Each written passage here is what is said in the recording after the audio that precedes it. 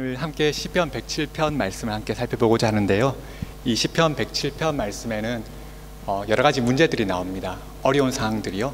또 그 문제라는 게 해결할 수 있는 문제도 있지만 해결할 수 없는 경우가 더 많거든요. 그런 여러 가지 문제들이 오늘 시편 107편 말씀에 이렇게 나오고 있습니다.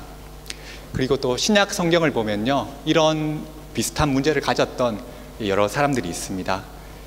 도저히 해결할 수 없었던 죄의 문제도 있고요, 질병도 있고 여러 가지 그런 이제 두려움, 어려움을 겪었던 사람들이 또 신약 성경에도 나옵니다. 그래서 먼저 시편 말씀에 그런 이제 우리가 그런 인생에서 부딪힐 만한 그런 이제 어려움을 시편 말씀에서 보고요, 또 이제 신약 성경에서 그런 어려움을 가졌던 사람들의 이야기도 한번 같이 비교해 보면서 보려고 합니다. 근데 그때 그 어려움 가운데 그 사람들이 어떻게 했는가, 그것을 또 살펴보고요. 그러면 오늘 우리는 우리도 역시 또 동일한 어려움을 갖고 있거든요. 그런 동일한 어려움을 갖고 있는 우리는 어떻게 할 것인가, 여기까지 한번 이렇게 말씀을 통해서 보고자 합니다. 오늘 말씀을 보시면요, 이제 여러 가지 문제가 나오는데 첫 번째 문제가 있습니다. 4절 이하에 있는데요, 4절 이하에 나타나는 첫 번째 어려움은요, 결핍입니다. 없다라는 것이죠. 이 결핍이라는 거는 있으면 더 좋은데 없어도 참을 만한 그것이 없다는 게 아니죠. 예를 들면 오늘 저녁에 통닭을 먹고 싶어요. 통닭이 꼭 있으면 좋겠는데 그 통닭이 없는 거예요. 그냥 밥이 있는 거예요. 그런 통닭 아쉽지만 그냥 밥 먹어야겠다, 이런 경우를 이제 결핍이라고 하지는 않죠. 결핍이라고 하는 것은 정말 꼭 있어야 될 것이 없는 경우죠. 예를 들면 물이죠. 목이 너무 마른데 물을 못 마시거나, 정말 먹을 것이 없거나, 우리가 있을 집이 없거나 이런 것을 이제 결핍이라고 합니다. 그래서 4절 이하에 보시면요, 광야 사막에서 방황하던 시절에 거주할 곳도 없었고 마실 물도 없으며 먹을 것도 없이 힘들어하였다, 이런 이제 어려움들이 4절 이하에 나타납니다. 광야에서 어려움을 겪었죠. 있어야 될 것이 없었다, 이렇게 말씀하고 있습니다. 여기에서 우리는 광야에서 방황하던 이스라엘 백성을 떠올릴 수 있습니다. 그 광야에서 척박한 땅에서 마실 물도 없고 먹을 것도 없고 좀 푹 쉬었으면 좋겠는데 쉴 것도 없고, 좀 우리는 왜 안정적인 곳에 왜 거하지 못하는가, 조금 있을 만하면 또 다른 곳으로 가야 되고 이렇게 돌아다녀야 하는가, 이런 어려움이 있었던 곳, 그곳이 광야였죠. 그런 어려움을 구약의 이스라엘 백성이 겪었습니다. 그런데 우리 역시 이러한 상황을 종종 만납니다. 그래서 매일매일이 쉽지 않기 때문에 이런 말을 하죠. 광야 같은 세상, 또 광야 같은 삶, 이런 말을 종종 하기도 합니다. 꼭 필요할 때 돈이 없을 때도 있죠. 돈이 꼭 필요한데 돈이 없어서 발을 동동 구를 때도 있고요. 또한 물질적인 부분이 있더라도 외로움이나 그런 인정받지 못함, 이런 감정적인 부분이 채워지지 않을 때가 있습니다. 나를 좀 이해해주면 좋겠는데 왜 저 사람들은 나를 아무도 이해해주지 못할까, 왜 나를 아무도 인정해주지 않는가, 이런 이제 외로움과 서운함을 느끼기도 합니다. 더 나아가서 돈도 있고 친구도 많고 다 나를 인정한다 할지라도 정작 중요한 것이, 인생의 정말 근본적인 부분이 비어있기도 합니다. 다 나를 보고 부러워합니다. 저 사람은 정말 잘 지내고 있어, 잘 되고 있어, 좋겠다, 다 부러워하고 나를 좋아하고 인정하지만 정작 나는 뭔가 정말 중요한 것, 다 있는 것 같지만 정말 중요한 것이 빠진 것 같아, 이렇게 인생의 공허함을 불현듯 느끼기도 합니다. 이런 없음의 문제, 첫 번째 문제였습니다. 그리고 두 번째 문제는요, 얽매임입니다. 10절 이하에 보시면 얽매였다라고 그 문제가 나타납니다. 흑암과 사망의 그늘에 앉아있고 쇠사슬에 매여있다 라고 하고 있습니다. 흑암과 사망의 그늘에 어둠 속에 있고 쇠사슬에 매여 있는데 그 이유가 무엇이냐, 하나님께 등을 돌리고 하나님 말씀을 멸시한 결과다라고 오늘 말씀에 나타납니다. 무엇이냐, 하나님께 등을 돌리고 어두운 가운데 있는 거죠. 그리고 쇠사슬에 매여 있는 거죠.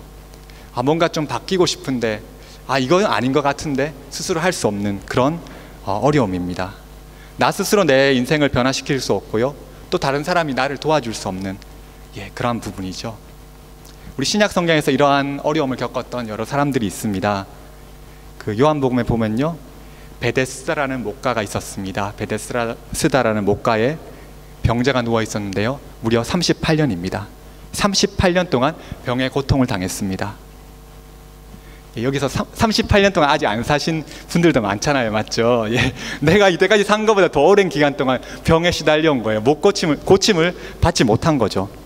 38년 동안 사실 못 고쳤으면 안 되는 거죠. 이 사람도 아마 혹시나 하지만 안 되겠다라고 반쯤 아마 체념하고 있었을 겁니다. 또 12년 동안 혈류병이라는 병으로 고통받던 여인이 있습니다.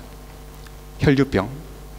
근데 12년 동안요, 병을 고쳐보려고 이 의사한테도 가보고 저 의사한테도 가보고 좀 잘 고칠 수 있다는 곳은 다 찾아가보고 돈도 많이 썼지만 결국에는 가진 돈을 다 썼지만 고침을 받지 못했습니다. 병은 더 심해졌지요. 38년 동안, 12년 동안 병에 얽매여 있었습니다. 누가 이 사람을 도울 수 있겠습니까? 물론 약간의 위로는 해줄 수 있을 겁니다.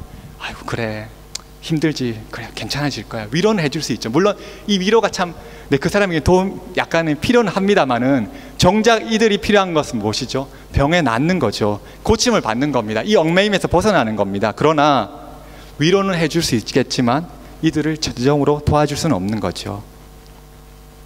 마테라는 사람이 있었습니다. 세리입니다. 로마의 식민자에서 로마에 그냥 협력하는 그런 이제 세리를 하는 사람이었습니다. 그는 세관에 앉아 있습니다. 매일 세금을 받고 또 내지 않는 사람을 독촉하고 뭐 이런 일을 하고 있었습니다. 그런데 동포 유대인들은 다 그를 욕합니다. 아유 저런 일을 하냐, 로마의 앞잡이, 왜 우리 민족을 파냐, 이런 식으로 해서 손가락질합니다. 나 같으면 굶어도 저건 안 하겠다, 뭐 이런 식으로 이제 욕하는 거죠. 물론 자신도 알고 있습니다. 이건 아닌 것 같다, 나라고 이거 하고 싶어서 하는 게 아니다, 근데 뭘 어떻게 하겠느냐, 이런 식으로 이제 자조하면서 자책하면서 그 자리에 있는 거죠. 뭔가가 달라지고 싶고 그래 이거 말고 정말로 진짜 우리 민족을 도울 수 있는 거 하고 싶어. 그런데 그가 뭘 할 수 있겠습니까? 그 세간의 자리를 박차고 일어날 용기도 없고요, 또 박차고 일어나서 뭘 어떻게 해야 되는지 그것을 알지도 못합니다. 아닌 것 같다, 바뀌고 싶지만 어떻게 할지 모르겠다, 이러면서 한숨만 쉬면서 하루 이틀 계속 그 자리에 앉아 있었던 것이죠. 이렇게 많은 사람들이 그런 해결할 수 없는 문제, 뭔가 바뀌고 싶고 변화되고 싶고 내 삶이 정말로 뭔가 다른 방향으로 가고 싶지만 할 수 없이 그냥 얽매인 채 그 자리에 있는 어두운 가운데 있는 그런 문제를 많은 사람들이 가지고 있습니다. 또 세 번째 문제는요, 17절 이하에 나타나는데요, 17절 이하인데 좀 더 이제 죄로 치닫는 겁니다. 죄로 치닫는다. 악을 저지르기 서슴지 않는다. 죄악의 길을 달려간다. 그러다가 어느새 사망의 문 앞에 이르렀다. 우리가 방금 읽었던 말씀입니다. 앞에서는 약간 수동적이죠. 얽매여서 뭔가 바뀌고 싶지만 어떻게 해야 될지 모르겠다, 그냥 한숨 쉬면서 그곳에 머물러 있었다면, 지금은 좀 더 적극적으로 나쁜 짓을 서슴지 않습니다. 하나님을 몰라서도 그렇고요, 또 알면서도 그렇게 합니다. 그렇게 내 마음대로 나쁜 짓을 하면서 죄악의 길인지 알면서도 달려가다 보니 어느새 사망의 문 앞에 있습니다. 망하는 줄 모르고 열심히 달려오고 정말 이렇게 하면 잘할 수 있다고 잘못된 걸 알지만 그렇게 막 달려왔지만 결국에 정신을 차리고 보니 어느새 사망의 문 앞에 와 있다고 했습니다. 죽을 자리에 와 있는 겁니다. 다들 그렇다고 하니 그렇게 하면 되는 줄 알았습니다. 다들 그렇게 해서 잘할 수 있다고 하니 그런 줄 알고 열심히 했습니다. 다들 부추기니 그냥 잘못된 길인 줄 알면서도 열심히 달려왔지요. 그러다가 아차 싶어서 정신 차리고 보니까 죽을 자리에 와 있는 거예요. 이제 돌이킬 수도 없고 어떻게 할 수 없는 그런 지경에 이른 것입니다. 주님을 알지 못해서, 또 주님을 알면서도 마음 한켠에는 이건 아니야 하면서도 그렇게 달려왔던 것이죠. 그러다가 막다른 길에 다다랐습니다. 나도 모르게 열심히 왔는데 와보니 죽을 길인 거죠. 이런 문제입니다. 그리고 네 번째 상황은요, 두려움입니다. 두려움. 23절 이하를 보시면 이제 폭풍을 치는 바다의 모습이 나타납니다.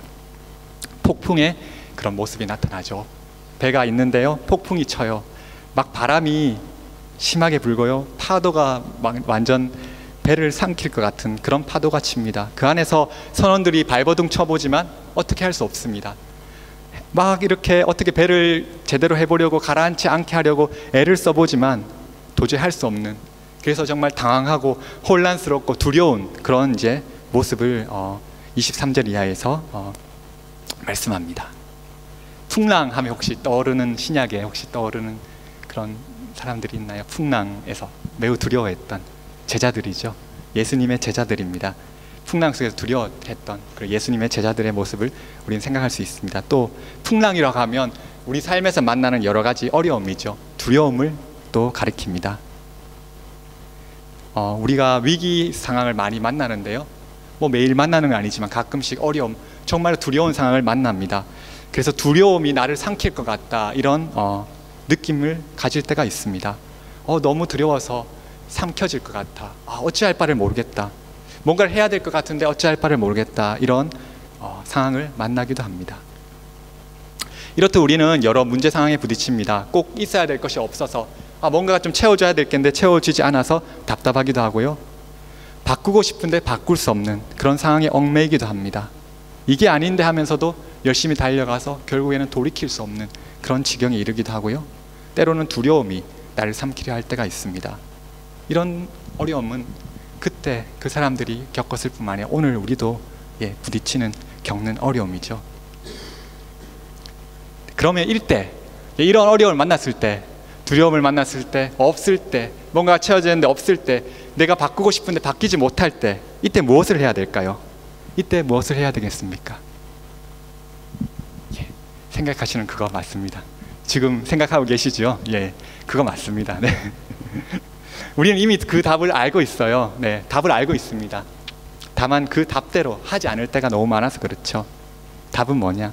기도입니다. 하나님께 부르짖는 것입니다. 오늘 말씀을 보면요, 그들이 근심 중에, 환난 중에, 고통 중에, 두려움 가운데 여호와께 부르짖었더니 라고 하고 있습니다.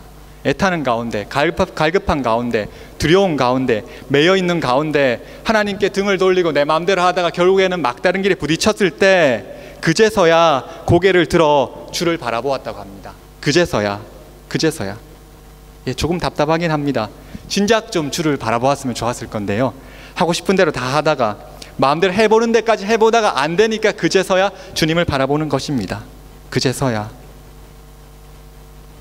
하지만 그것이 우리의 모습인 것 같습니다. 나의 모습인 것 같습니다. 그제서야. 하지만 그제서야라도 주님을 바라볼 때 주님께서는 응답하셨습니다. 그들에게 응답하셨습니다. 그때, 그제서야 그들은 바라보았지만 그때 주님은 그들에게 응답하셨습니다. 목마른 자에게 마실 물을 주셨습니다. 그들의 목마름을 시원하게 하셨습니다. 그가 사모하는 영혼에게 만족을 주시며 흑암과 사망에 있는 그들을 거기에서 끄집어내셨습니다. 그 얽매인 것을 끊으셨습니다. 자유를 주셨습니다. 그가 논문을 깨뜨리시고 새 빗장을 꺾으셨음이로다. 아멘. 막다른 길에서 이제 돌이키고 싶은데 어쩔 수 없다, 이제 돌이킬 수 없다, 이 막다른 길을 일으켰을 때 그제서야 주님을 바라보았는데 그때 주님께서 그들을 찾아오셨습니다. 그들을 고치시고 그 죽을 자리에서 그들을 건져내셨습니다.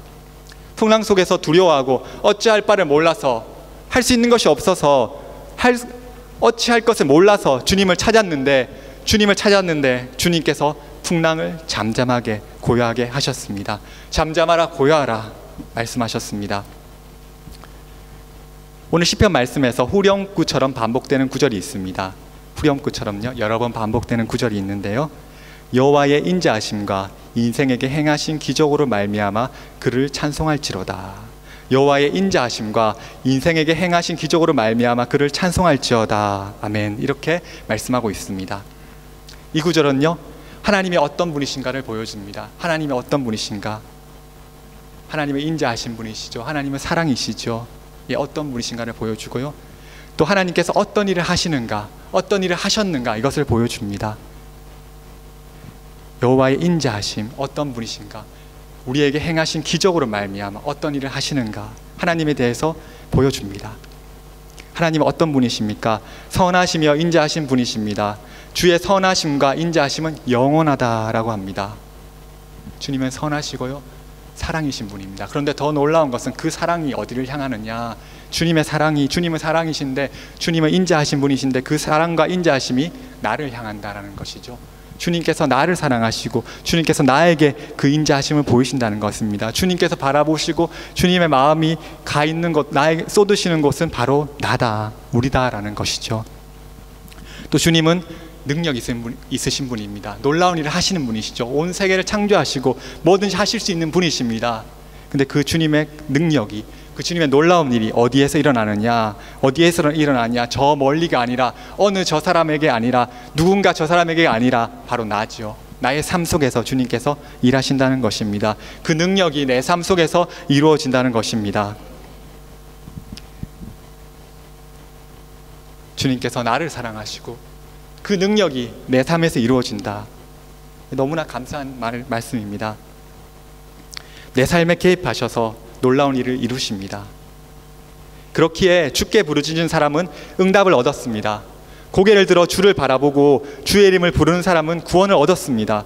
주님을 만난 사람은 누구든지 사람들이 어찌하든 간에 너는 더 이상 안 돼.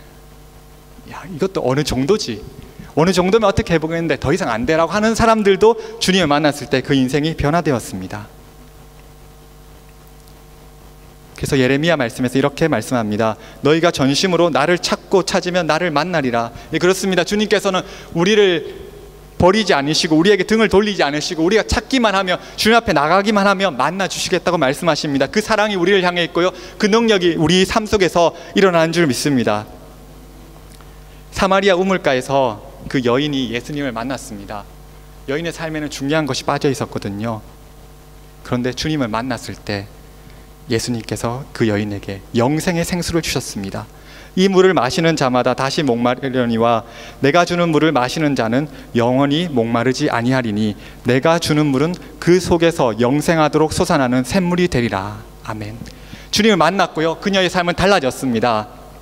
잠깐의 만족을 주는 세상의 것이 아니라 1점 받아보셨지요? 1점 받으면 기분이 좋지 않습니까? 맞죠? 저는 못 받아봤습니다.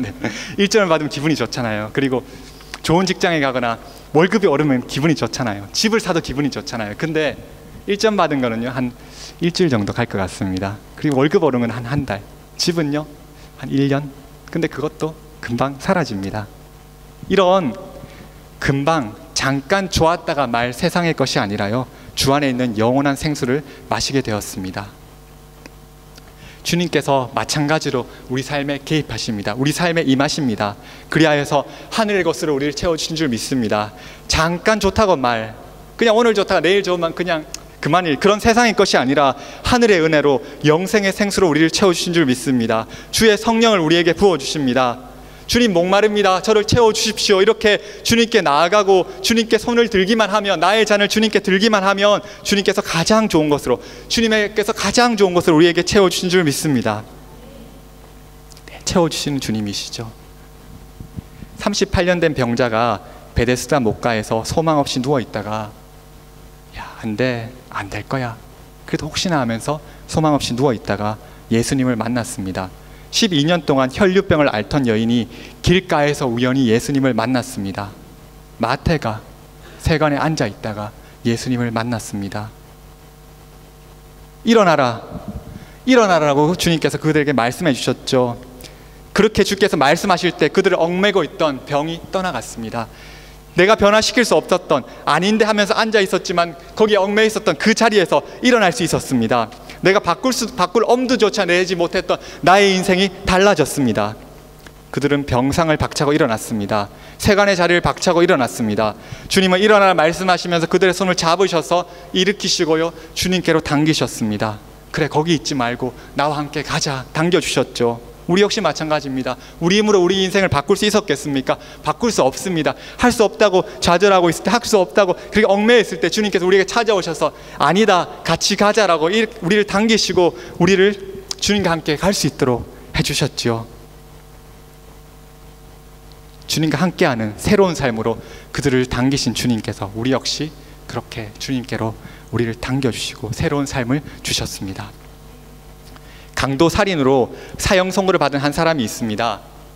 나쁜 짓을 너무 많이 해갖고요, 어떻게 할 수가 없습니다. 결국엔 사형 집행일이 되었어요. 그래서 그 당시 최고의 형인 십자가형을 받았죠. 십자가에 매달려 이제 죽을 때만 기다리고 있습니다.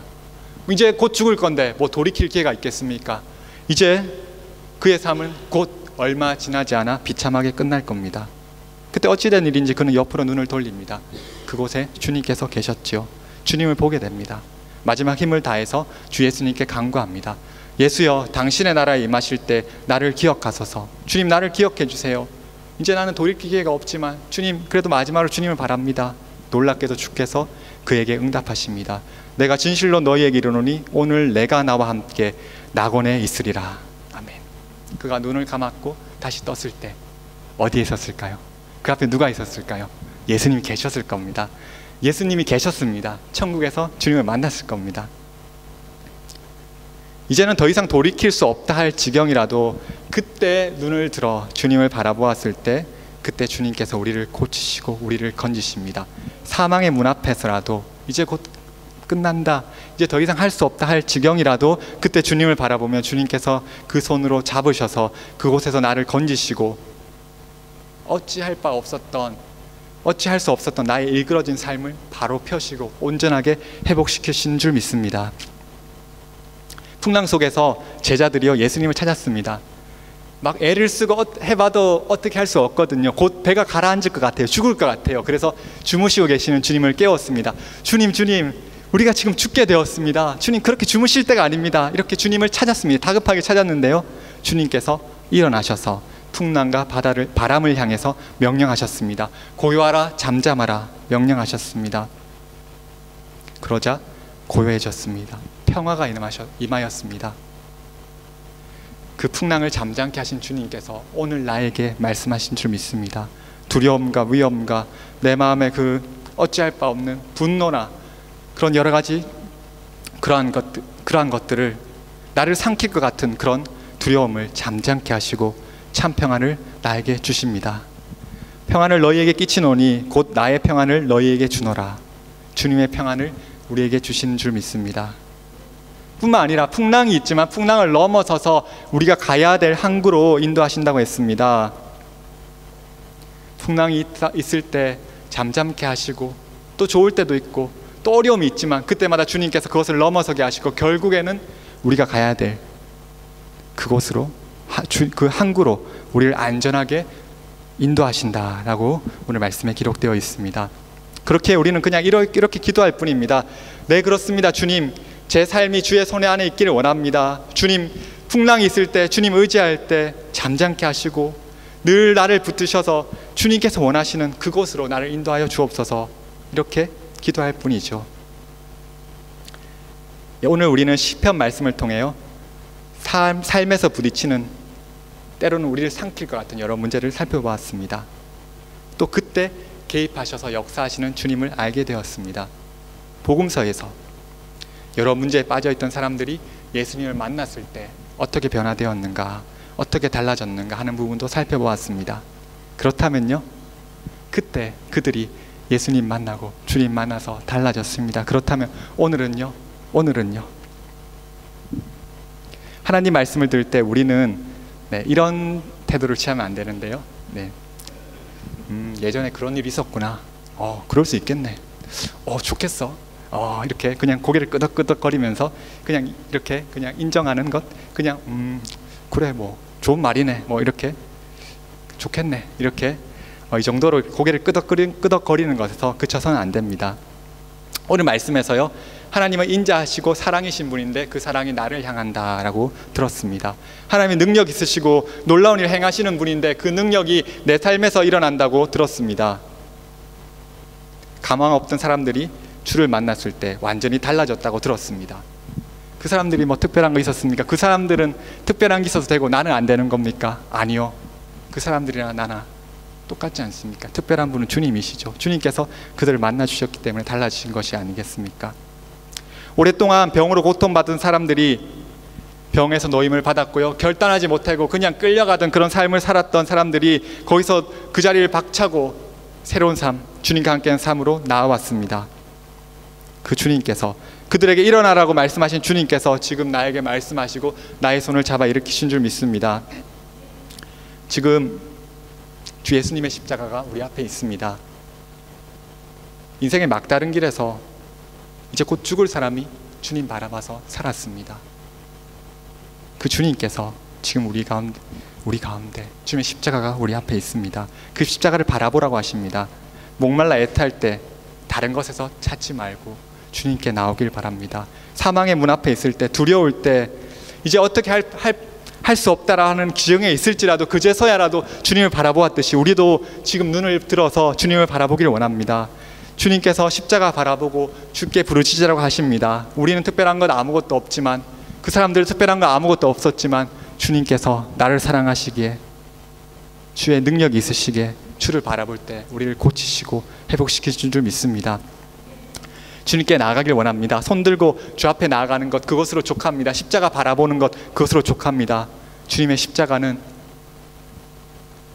족하고, 우리가 어떤 죄인이라도 나가도 구원받을 수 있고, 그 주님의 그 사랑과 그 십자가의 능력은 놀랍기 때문이죠.